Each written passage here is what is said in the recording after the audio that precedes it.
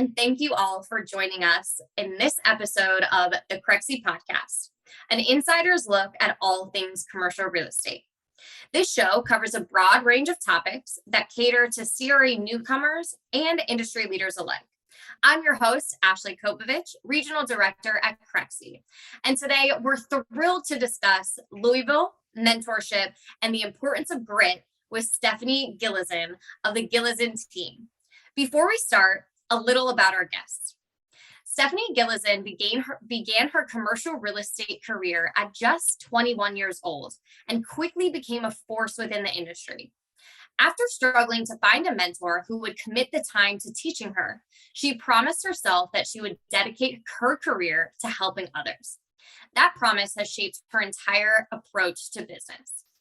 Today, Gillison is a successful land developer, owns and operates a real estate team in the top 5% of producers in Kentucky and Indiana, and is also the director of growth at eXp Commercial, the commercial real estate division of eXp World Holdings Incorporated. As the director of growth at eXp Commercial, Gillison oversees the ancillary partnerships, technology, and growth of eXp Commercial domestically and internationally. She's been a licensed broker her entire career with over 23 years of experience growing and managing real estate brokerages. Gillison specializes in building real estate firms, scalability, license law, as well as product specialties in industrial, land, multifamily, bank asset liquidation, retail, and offices. She is also a land developer, builder, and owns and operates a real estate team that ranks in the top 5% producers in Kentucky and Indiana. Gillison is currently involved in over $144 million worth of development projects with over 258 million year-to-date sales and 144 complete projects in the last year. She was named a GlobeStreet's 2022 Best Bosses in CRE and is a 2022 Crexi Platinum Power Broker. Stephanie, welcome to the podcast. Thank you for having me. I appreciate it. You made me sound so important, so thank you. Of course. Is there nothing that you can't do? I don't think so. It's amazing to have you, and we're really excited to dive in. I love it. And I love that it's two women today speaking commercial real estate. So another passion of mine. Absolutely. All for women empowerment in general, especially in commercial real estate. So we definitely have that in common, Stephanie. So our first topic as we dive in. So I know that our listeners just got to hear a lot about you through me reading your bio, but what would you share a little bit about your background, kind of adding a little bit more context or color or personal touch here for our listeners? Oh, yeah. I mean, I think, when I look back to, coming out of graduating college and really trying to specialize in commercial real estate, it was like everywhere I turned, I got kicked in the mouth. At 21 years old, and I'm not even going to play that female card. I'm just going to play the 21-year-old card and trying to get established in this industry, but first trying to find the brokerage that would take me on. It was next to impossible. There was a lot of offices that I walked into where I started with some of the big boys, the recognizable national companies where, nope, sorry, we don't have, we just don't have a spot for you. Sure. So then I would start down that independent path and nope, sorry, we don't know how to train you. If you want to follow people around and get coffee, then okay, maybe you can go that route. And then finally, I reached out to two friends of mine that I had actually gone to high school with. One was a year older, one was a year younger. And I remembered their father was a real estate broker. And so I called both of them and I said, look, is your dad still in the business? Oh yeah, absolutely. And so I went and had a conversation with him and he was like, I'll take you on, but here's the thing. I know nothing about commercial real estate. I know residential. But if you want to, try it out, see what you can do, see what you can, make of yourself, that's absolutely fine. And so I put my license with him for just a few short months and realized that they were so antiquated. They were so in the past. Like there was one computer in the whole entire office. And I just graduated college where Yeah, there was still like dial-up AOL. Remember that Yep. crazy noise? Or actually, you might be too young. I don't know. I'm 44. But I know it. that horrible noise. And I'm like, oh my God, what am I doing? What am I doing? And so literally, I just started engulfing myself into anything and everything that I could read. I stumbled for a long time because there was nowhere to turn. And commercial education, for those of you watching, can probably relate. It really doesn't exist. I mean, from being at real estate school, you're not really learning anything about it, maybe some math. But, any training that you could enroll in was very difficult to find, or it was thousands upon thousands of dollars. Well, I was a single mom. Yep. Like I had to make money. Like there was no other way but for me to make money. And that's where that word grit comes into, because I had the grit. I just educated as much as I could. I was reading articles left and right. I was looking at all the main players in the commercial industry and emulating them, literally just watching what they did. And, there is nothing wrong with steal and repeat. There's just not. And I tell people that all the time. If you see that I'm doing something that you want to do, steal it from me and go put it to work. I have not trademarked anything, and neither has any commercial broker or agent. None of us own one way of doing something. And so that's really what I had to do. And, the cold call, I mastered the cold call. I didn't know what I was saying at all. Like, I don't know how many times I got hung up on, but I took all of that, what some people would say was anger. It wasn't. It was this fire in my belly, and it still resides there today. I actually spoke last week in front of a large group of top influencers in this space. And they go, "Do you have a chip on your shoulder?" No, there's no chip up here, but there's a big fire in my belly. And that's what motivates me every day. And that's why I love mentoring people, because I wish I had me when I got into the business. Absolutely. Oh, I love to hear that, Stephanie. I think that mentorship is huge. And if you have a guide, take full advantage of that. And if you don't have a guide, try to find one. Or, as you did, everything's out there on the internet, right? So always be learning, right? And sales, Absolutely. everyone says always be closing, right? But I always say always be learning. Right. There's a ton of things that you can do. And some of my bosses and mentors have said, no one's been here to teach me anything. I pick up a book and I go and I learn and I do it for myself. And I love that motivation is inside of you, lights up.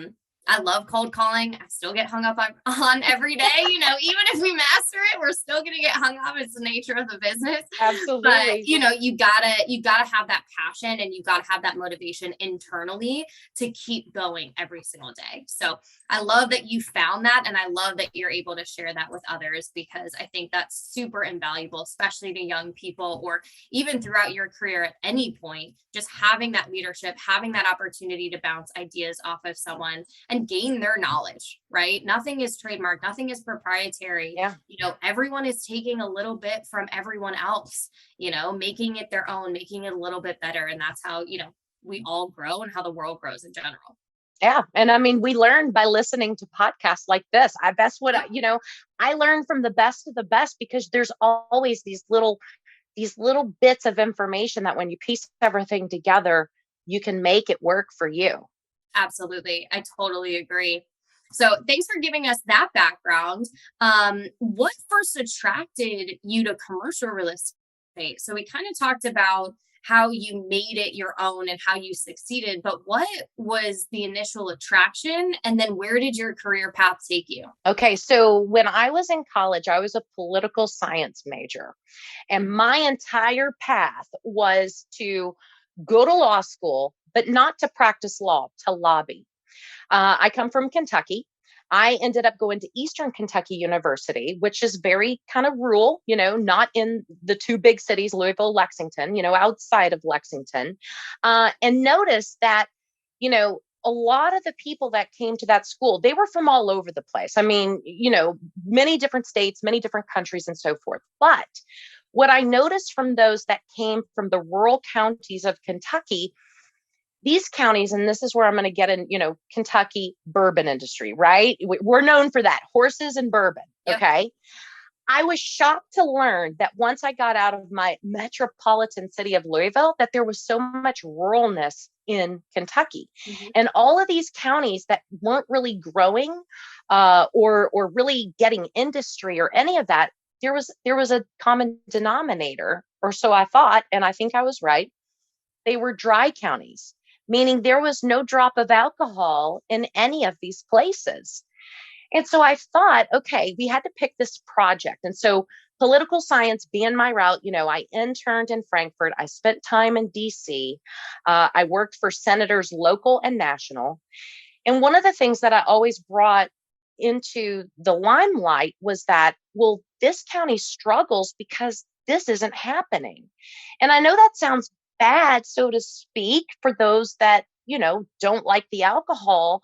But for a state like Kentucky, where it's driven so much industry coming in, Mhm. it was important. And so one of my projects in college was to go out and do interviewing in all of these counties to find out, how could we get more industrial in? How could we bring businesses in?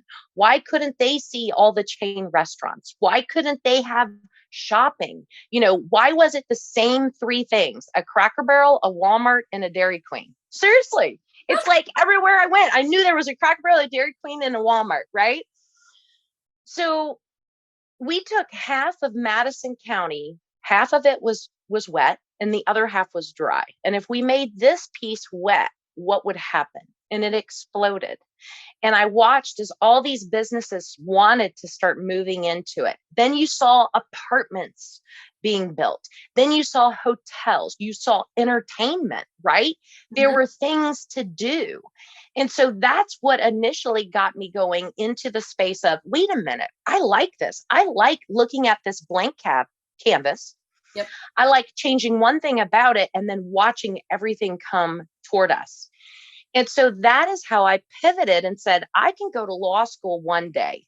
I'm 21. I can go to law school one day, but I want to do this now. And so that's when I really started paying attention and using my knowledge in what I had learned in government Yep. about opportunity zones, about, cost savings to businesses to move into underdeveloped areas, development, which today is still one of my most favorite things to do, is to take something and turn it into, to something. So these are the things that led me into real estate. But I love the new factor of everything. And then, as time went on and the market, did all these changes. Yep. And then we saw, when '09 hit, and I'm like, okay, here's an opportunity. This is how I go back to being what I was great at in college, which for a short while I worked for an attorney who collected debt. Oh. And what I learned and this is why I wasn't scared of cold calls, because I knew what it was like to get hung up on, right? I'm calling people saying they owe X amount of dollars. Yep. So I took that knowledge and I pivoted and I started doing bank negotiation, which then led to me listing assets of banks, foreclosures, a lot of developments that were halfway done or maybe partially done. These needed to be revamped. They needed to be repurposed. And then I learned to see what it was like to take some failure Mhm. and turn it into just this amazing and impressive thing. And so I've had a lot of range in that, but it all relates back to bringing more in Mhm. and then this, servicing that, just with putting up apartments, hotels, all of those things, that's what attracts. It's amazing when you build a Starbucks and how many people want to live within that amount of walking distance to Starbucks. Have you ever noticed that? I mean, Yep. that's one of their demographics. Perfect. Thank you so much for that. I mean, it's amazing to hear, how you kind of merged both of your expertise. So your college learnings, everything that you did in that internship and kind of after, and then pivoting that into commercial real estate to help not only CRE and yourself, but also these cities and these rural towns. So thank you so much for sharing that. What are some of the lessons or tools that you learned early on that you think have served you well as a broker? Well, number one tool is the ability to research. We all have to have the ability to research. And, things have gotten easier as we've been in this business longer. There's a lot more access to data, but knowing how to find that data, knowing who owns what, understanding what debt is owed and, what does it mean? I've tried to, I can't say that I'm an expert in everything that I do, but one of the things that I can do is research. And people would call me like the private investigator. I knew everything that was going on. If I'm at a dinner party or wherever and somebody says, "Did you hear about?" And before they can even tell me what it is, I know exactly what they're going to. I know who's behind it. I know where their funding came from. I know what planning and zoning members are for it. I know who's going to, be against it. It is knowing all of that. And so one of the things that I will say has been my biggest asset is knowing, and that goes back to reading, staying up on what's happening in my market, whether it's my city or surrounding counties or across the river, wherever that case might be. It's no different than launching, EXP commercial in 2021, where having to know our demographic of, okay, well, who's going to follow this virtual brokerage? Who needs this opportunity? And so I think the best thing that we can always do is it's not about knowing your client as much as it's knowing your market and knowing what your market needs in a client. That's how I've gone about it. For sure. I love that preparedness. Again, going back to like learning everything that you can. Knowledge is totally power. And then when you meet with clients and you are so informed and, you have that edge on some other people, they're going to choose you every time. Right. Yeah. So that's awesome. What kind of tools are you using to understand your market? Is there anything maybe for our listeners who are maybe new to brokerage or anything where you find your tools in order to be able to do that research? Well, obviously, Crexi is a big one. I mean, I'm not going to ever badmouth anything else in the industry, but I love real-time information and I love dependable information. Okay. Mm-hmm. It's funny because as primarily a listing side, I mean, we represent buyers, but my team, we are listing. And to be able to push on a platform like Crexi, to where our leads that come in from Crexi are 16 to 1. So we'll get 16 leads to 1 from wherever other place. And we're on over 40 different platforms. Okay. And so I have this debate all the time. Yeah. And, I'm always prepared. Right. And so when somebody comes in at me and they're like, well, wait a minute. And I'm like, no, let me show you my leads. I mean, I probably haven't opened up my email since you and I have been talking, but I guarantee you there's at least 6 since we've been talking that have come in through Crexi. And so it's being able to market it right. But if there's that many leads on Crexi that are coming to my team and signing the CAs and doing all these things, then that means that's many consumers that are also utilizing you all as that search tool as well. And so I think the data there, that's where it becomes more in real time. Mm-hmm. There's been many of occasions where I've tried to utilize other tools, and I've been a subscriber for a very long time to do your biggest competitors, but I always find them out of date. And so one, it's knowing everything. Now, mm-hmm. in conjunction with Crexi, being able to have that CRM platform that you all offer is huge, because here's what I've learned in commercial real estate. And this is where on the residential side of things, I actually learned some stuff. And that was how to utilize a CRM early on, how to really build a database. It just mind boggles me how many commercial people that I speak to, they're like, yeah, I've never started a database. No, I don't have that in any. And they do, because when you look at commercial real estate, we're always a decade behind what residential agents are doing. Okay. Absolutely. They are slower. They are slower to embrace technology as a benefit. Yep. Whereas I would much rather allow the automation of technology do my heavy lifting. Yep. So that I'm free to do what's important, make those calls, build those connections, but have my CRM look like it is doing all of that for me. And that's what I love the most about how we've automated our business, is that it looks like I'm doing a lot of this heavy lift. That's why I keep clients. That's why I earn new clients. Mhm. That's why I'm, probably winning a Power Broker award, right? Because we're Yep. utilizing the system to the advantage, which is why I still subscribe, because it's worth me subscribing. And so, one of the things, data, all of those things become become a big player in this industry. But the other thing that I look at in a big way that a lot of people don't think about is building permits. I look at who's pulling these building permits, because those are our clients as well too. Mhm. I look at, okay, who's building the most homes? Who's bringing in this project? Who is submitting their applications through planning and zoning?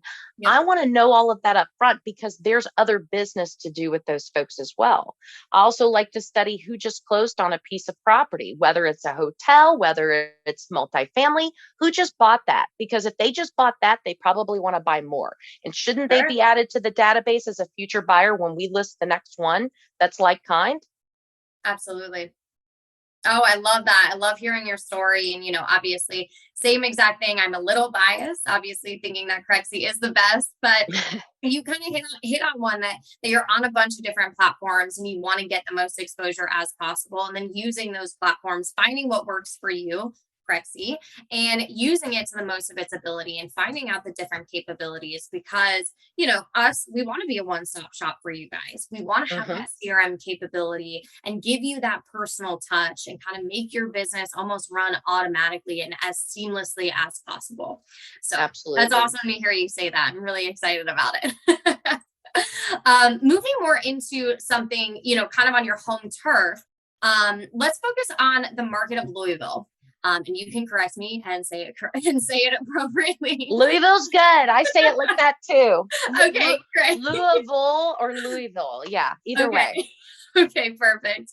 So what are the latest market happenings in Louisville? We've got a lot of influx of relocation coming in here. And I think what we're seeing in a lot of markets, maybe in the Midwest, are seeing this is that people can work from anywhere now, right? We've had this great resignation happening, 4.4 million people quit their jobs. We've got a lot of entrepreneurship happening. We've got people Okay. looking to purchase, QSRs, businesses. Yep. We've got a lot of industry that's also coming to Louisville. Not only have we had some of the major players like Ford for many years, UPS, Humana, Yum, Papa John, you name it. We've got a bunch. We've got a lot more. When I start naming off all of our corporations in Louisville, people are like, what? Really? And then you look at the cost of living here, and I just spent last week in San Diego. I mean, my goodness, like this is like two different worlds. And so we've got a lot of growth that's happening. We have a lot of tech startup companies that are happening. Mhm. And so our market hasn't really had any slowdown. I think here's what I have found. We've got a client currently right now who needs about 15,000 square foot of office. Now, Okay. you would think that's all day long, right? With as many people that have gone virtual with offices. No, it's not.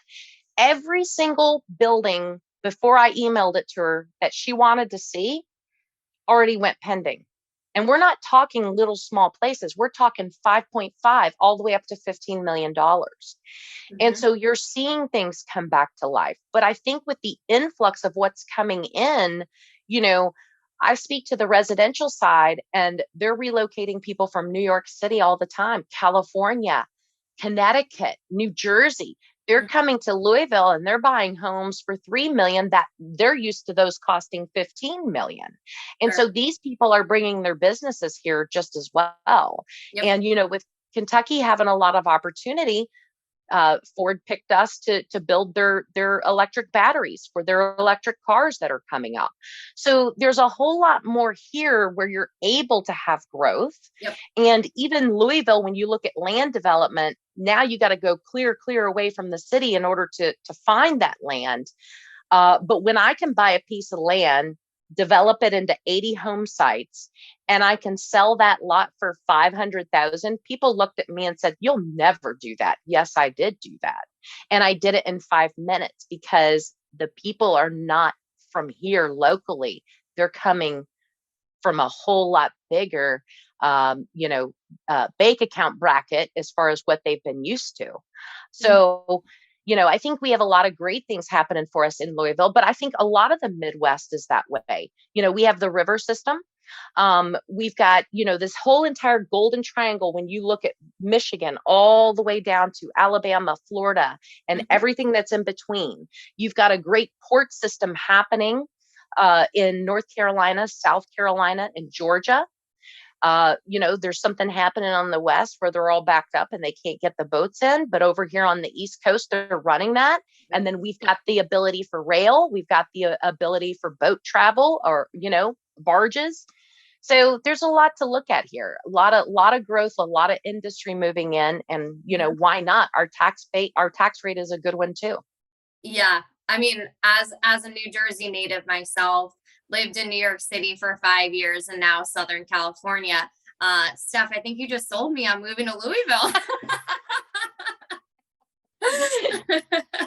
I mean, it all is super exciting things. And I think that, you're going to continue to see the influx. So that's awesome. And I know you were just speaking of development in that project, which is, congratulations. That's absolutely huge. But speaking of development, since you have that experience, what opportunities are you seeing in terms of maybe some creative use or reuse, anything surprising that you're seeing? I've seen, and I don't know how long this is going to last for people because, in Louisville specifically, I can see other markets, but in Louisville specifically, we have basements so that we can store our stuff. But what you're seeing across the entire country is, the cost of construction is just going up, up, up, up, up. So, in the supply chain. And so things are shrinking as far as square footage goes. So I have seen so many projects or existing buildings repurposed as self-storage. I mean, it's popping up everywhere. We had an entire indoor soccer facility, which I hated this because back when I was a kid, I played indoor soccer there. Now it's a self-storage facility. And I'm like, what? We had an entire old historic building in downtown Louisville that was the Murphy's Paint facility. That is now all 9 floors are air controlled self-storage. So there's a lot of that happening as far as repurposing. The malls of Sears, went out of business many years ago. So it had sat there empty. Well, hey, now it's going to be a humongous Topgolf. So we get Topgolf because of that. And so it's going to be interesting to see. Our malls are pretty much still filled with tenants. You don't see a ton of vacancies unless a large anchor store has gone out like Sears did. But not to say that that's going to continue because we know that that's leaning more toward the online. But, there's enough business popping in to where we still have a shortage of housing. And so that's why I've spent the last few years developing residential because people need places to move. Sure. I read a statistic yesterday that was put out by the Greater Louisville Association of Realtors, where 2 years ago at this time, there were 4,300 houses for sale. There's less than 900 for sale right now. And we have more people. Our population didn't shrink. It got bigger. Yep. And so then people, call me and they go, Steph, aren't you worried about the interest rates going up? And I'm like, guys, they're still 5%. My God, when I got into real estate in 1999, the interest rates were 8.5%. People were still buying houses, right? We all need a place to live. And so I look at that as not a detriment. It's just a correction, possibly, in the market. But I don't see anything slowing down. We've got so much that is going for us. Toyota's opening up another, 8,700 jobs right across the river from where I am, which I've bought another piece of property to develop, another 80 homes. We have got, which we don't know what it is yet, but 1 million square feet. And it's somebody big time that they haven't announced yet that's moving their entire facility here in Southern Indiana. And so, those homes are going to sell too because there's nothing over there to buy. Mm-hmm. Absolutely. I mean, all these things are super exciting. I mean, it seems like, it's not stopping, it's not slowing down. A lot of things to look forward to. But Steph, what is the thing that you're most excited about for the future of Louisville's commercial real estate scene? So give us short term and then long term. Well, I think that, for short term, we're still on this rocket ship ride where everything is just going so easy. It's just easy. It's almost too easy, right? So when things are almost too easy, then you know that there's going to be a correction in the market. But that's where we all get to look at ourselves and pivot a little bit to see, okay, now what? What is it that we need? I don't think it's going to be unheard of that we start to see office towers repurposed into multifamily. Especially in some of the, downtown area, they're trying to bring life into downtown Louisville. And so if you're going to do that, you need places to live, not places to, hotel. I mean, we've got plenty of those right now. But I think we'll start to see a lot of those things happening. I think hopefully with COVID going away, we'll start to see more of those places that are heavily, it was harder to be open during COVID, right? They weren't in the suburbs, they were in the inner city parts, but they're doing a whole lot to bring that back. So I think we'll see more restaurants open up. I think we'll see the nightlife come back. Which will then have a need for, but also in our underdeveloped areas or our poverty-stricken areas, there's a whole lot of new development going on. My son's actually involved in a project right now where there's all these new container properties popping up as Airbnbs and multifamily container properties. Yep. And so when you see a lot of these vacant and abandoned properties that were formerly, whether they were residential or warehouse commercial, they've been sitting there empty. They've been sitting there abandoned. They haven't made the city look great, but now they're being redeveloped into housing communities that are small and affordable.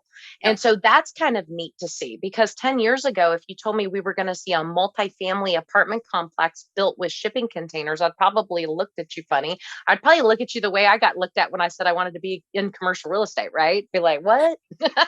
Yeah. But there's a lot, that's a way to solve, right? I mean, right now with having the shortage on material and having to pay so much, I'm in the process of building my own home right now, which I've built several homes in my career. But, from in August, my window package would have been $92,000.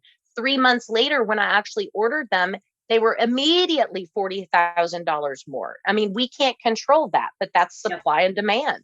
For sure. Absolutely. I mean, a lot of exciting things, a lot of good solutions, to current problems. And it's all about the innovation. It's all about how do we, solve a certain problem and keep continuing to grow in these markets. And it really seems like Louisville is going in the right direction. So it's all fun to hear.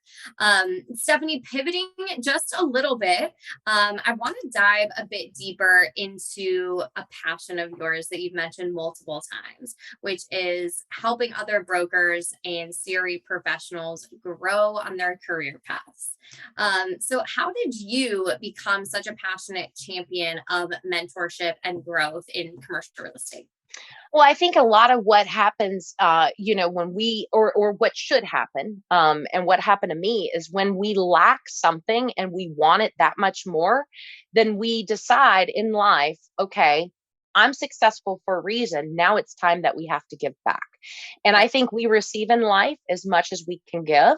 And so one of the things that I love to do is to mentor. I don't have a ton of time, but I always said that if I got to a level in my career that I want to be able to have that ability to mentor those that have just as much drive and passion for this business as I did. Now, it's not everybody that raises their hand and says, I dream of becoming a commercial. You've got to put in the work, right? There's no magic wand that I can wave and make someone successful.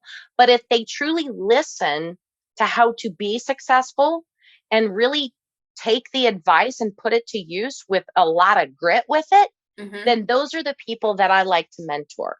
Yep. And those are people that, because you have to want it. You can't sit and wait for anything. No, I don't get a trophy just because I'm in the business. I get a trophy for standing out in this business. And the only way to stand out is to do everything you can to master it. And so if you ever get the ability to have a mentor in this business, just know it's just as much time on their part as it is of you trying to learn.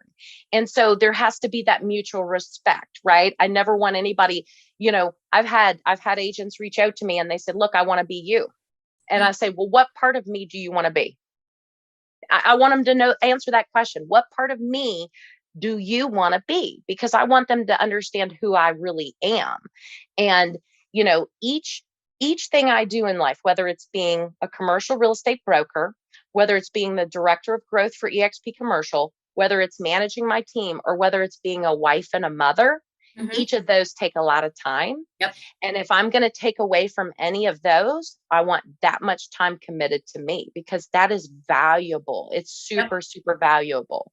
Yep. And so what I like to do is do different podcasts like this. I like to speak. I like to give hundreds of people a lot of nuggets all at one time, because then that way I can spread myself a little bit more thin.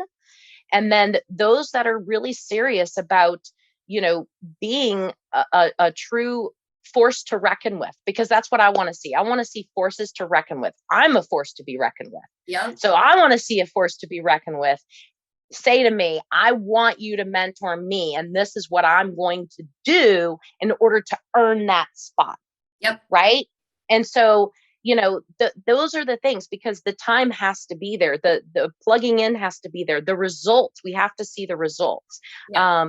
And so when we started to launch eXp Commercial, it was built around the fact of, okay, here's what I know. Here's what I know this industry needs. And if we could build an education that teaches agents brand new in the commercial space, that gives them the fundamentals and the foundation, that goes through the product specialty types, that teaches them how to do the business plan, that teaches them how to utilize technology, teaches them how to do the cold call, then that is a great start. Because the hardest part of being a great advisor or a great mentor is starting at ground zero. Yeah. So if we can start someone in a classroom setting virtually and give them all of those, then set them up with their mentor, it's way bigger of a success rate. Because this is how I say it, and you can edit this out if you feel the need. They come to us in diapers. I want to potty train them and put them in their big girl or big boy pants, and then assign them to a mentor. Because I don't want the mentor to rack their brain and get frustrated because somebody doesn't understand what cap rate means. Sure. Does that make sense? Of course, absolutely. And I think that too, I've done a lot of research on especially adult learning and things like that. And it's understanding it in that classroom setting, learning it from other people, and kind of going through that experience of shadowing and kind of getting that, and then doing it, and then being ready for that mentorship. Because as you said, Steph, I mean, it definitely goes both ways, and you have to be committed, and you have to be, accountable for the work that you have to do. Those first few deals, you need to work them with your mentor. Yes. You need to, because you don't really learn until you start to do the deal. I mean, you're learning, and you've got all this verbiage. Yep. You've got all these ways of doing evaluation and whatever else, but you need to work that deal. And that's how you repay your mentors. Work that deal with them and learn it that way. But, what I love to do is teach people how to get those deals to begin with. That is what I absolutely love. But utilizing technology is how we do that too. Absolutely. That kind of segues, I think, really well. So you were kind of talking a little bit just now about the process and how you like to frame everything. So what kind of mentorship programs do you have for the Gillison team? And then also, how has that investment helped your company grow? Well, I think, when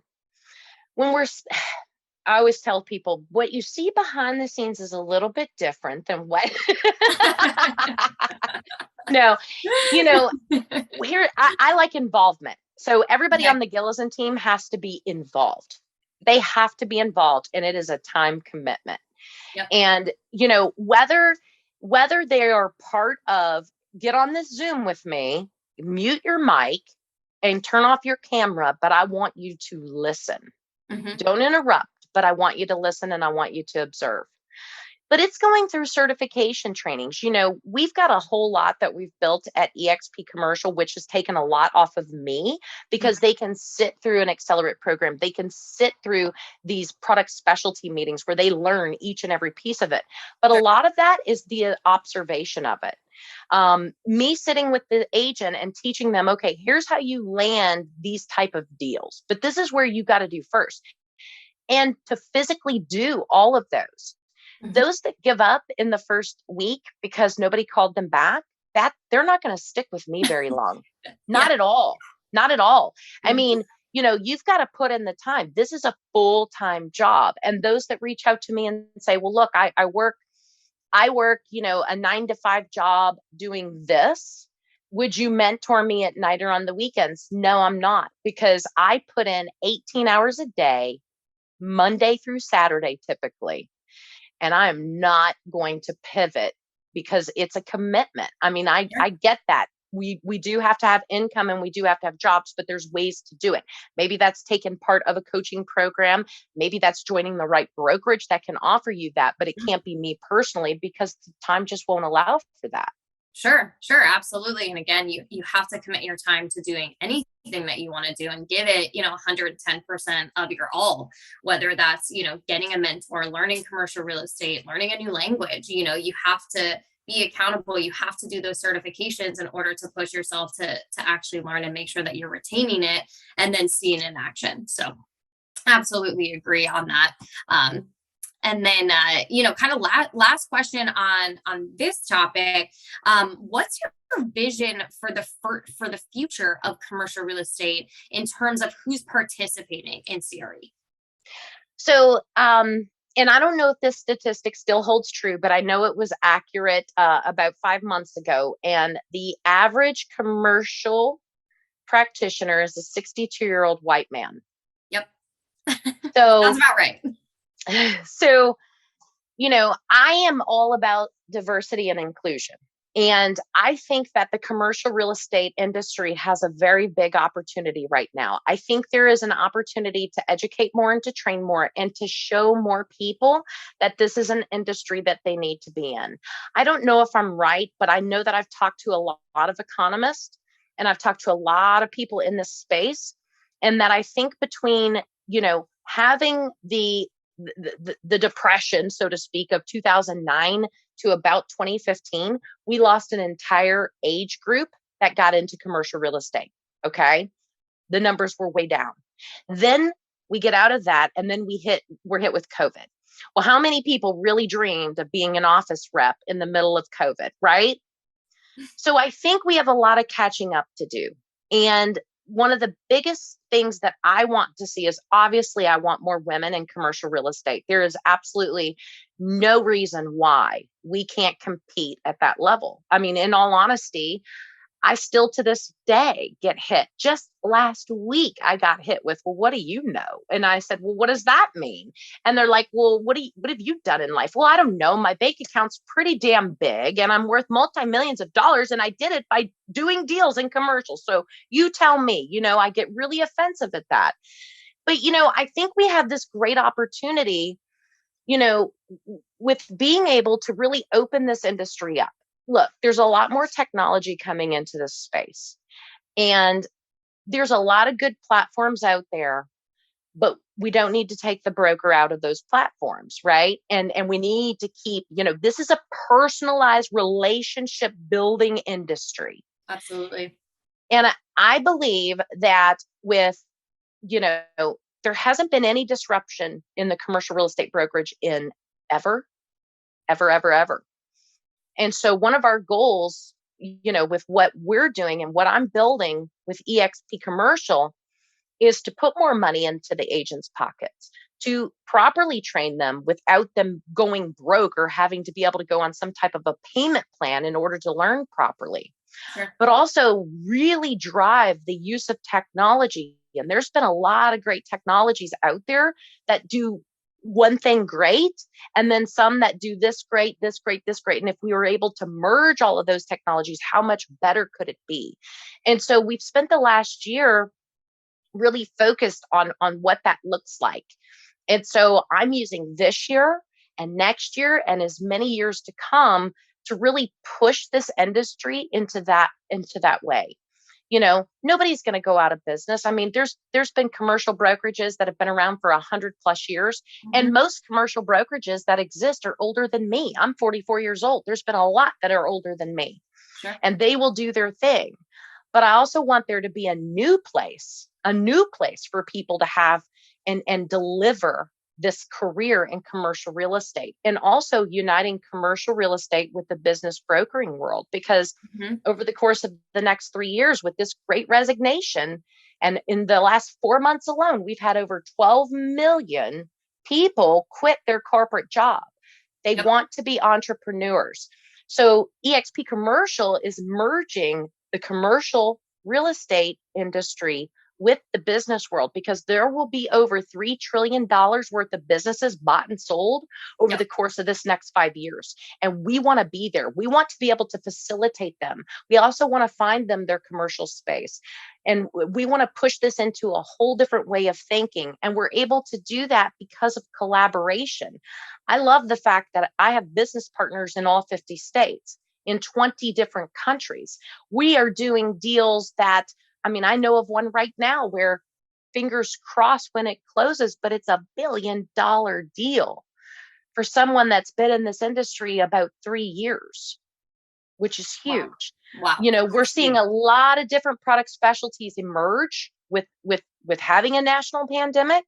And I think it's a time where we have this ability to pivot in a way we've never been able to before.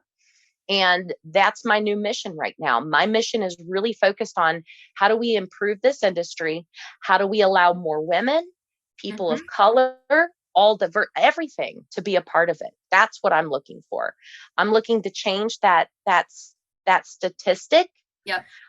We're also wanting to change that statistic that's out there that says, hey, you better, for 2 years, you better figure out what you're going to do, because it's going to take you 2 years to make money in this industry. No, not when you build the right referral network, not when you implement the right training and education and agent development. No. So my goal now is to change those statistics in not just a little way, but in a big way, and to be known as that disruptor of commercial real estate, and to have a lot of business partners that I'm in business with that have that same shared mission. Those are the people I want to mentor. I want to mentor those that are ready in their career to give back to the better good of this industry. Absolutely. Wow. You touched on a lot of really, really good points there. And, it seems like you want to continue to have this industry grow. As you said a little bit before, it's always 10 years behind the residential market or antiquated, so continuing to innovate in the industry is really important. Continuing to cultivate the right kinds of relationships so that new people can come in and feel supported, not that they have to, potentially wait 2 years and, max out all their credit cards before they're starting to make money. It's how do you set that up? And you have a fantastic referral network, and, you're amazing at that, obviously. So being able to kind of do that and continue to grow everyone's presence, and having commercial real estate become more inclusive and open up the opportunity to other people who typically it hasn't been available to, is absolutely fantastic. And I hope that continues to open up and grow. Absolutely. And there's no reason you have to start in residential. That is not a rule. Sure. Absolutely. Absolutely. No, it just jump right in, dive in there, combine it with the training, meet the right people, get the right mentors, and, see yourself succeed. Absolutely. So with that, our final topic, just give us a little bit of advice. So you've given us a lot already, but what words of wisdom do you have for aspiring brokers who might be listening in here? Take the word no and remember it's just one more opportunity, right? Like no is never no. It's just a different opportunity. It's just a different way to get it. I used to every day back in the day, I had this routine from 8 a.m. till 10 a.m., Monday through Friday. Everyone knew it was blocked on my calendar, and I made calls. Whether these were, people in struggling debt issues, whether this was just reaching out to see if somebody, wanted to sell what they own, whatever the case, these were calls. And my goal was to get through a minimum of 50 during those 2-hour brackets. And sometimes I wouldn't, because you'd get somebody on the phone, but I'd always leave a message, or I'd get hung up on, I'd get cussed out, whatever the case might be. And so I always took the word no and just knew that I laughed it off and said, okay, well, how do I get to yes? And those people never got thrown in the trash. They just went to the bottom of the list. I took my notes, and then eventually that would start over. But one of the things that I think for the biggest amount of advice, and I think everybody out there needs to really look at this, and this is how I got to a different level in my career. I really started paying attention to who wasn't paying on their debt, who was getting liened. And that is where I took just being a commercial broker and turned it into a whole nother level, because that's where the opportunity was. And very few people ever play in that space at all. They don't know how to research that. But everything's online, or you can subscribe to something, you can pay for that information. But I really focused in on that because it was the low-hanging fruit. If everybody was going after one specialty, like if everybody right now is looking for land for multifamily, I'm not going to get in line. Let them do it. Let them do it. Right. Unless I discover something that nobody else knows, then obviously, but I'm not going to go get in line to stand in for something that's never going to come about. Right. But what I can get in line for is to look at and see who struggled. We are coming out of a national pandemic. People did have financial issues. There's so much money in this world, but sometimes people don't know how to get to that money. Sometimes they're embarrassed, right? But I would start to pay attention to those things, because that's going to become the next influx of whether this economy stays strong or we start to fall. There's always those. There is always those. And that's where I've always found the biggest opportunities. It's where I actually became a developer myself by buying somebody else's half-baked project and turning it into a success. But I never would have found it if I had never targeted those.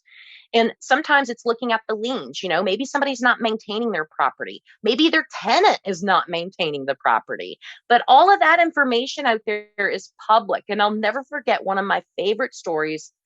There was a woman here in Louisville. I can't say her name. She'd kill me, but she owned over 400 and something properties, and they were all rentals all over the place. Every zip code, she had a property. I mean, some of these were liquor stores. Some of them were gas service station, you name it. They were all kinds of things. Okay. Some of them were just vacant lots, parking lots, whatever.